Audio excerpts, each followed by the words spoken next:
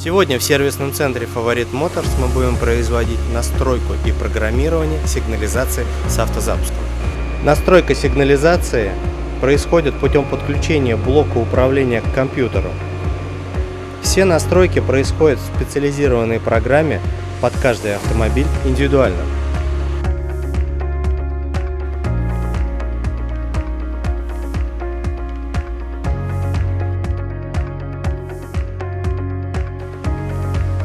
Эту и другие услуги вы можете выполнить в сервисных центрах Favorite Motors.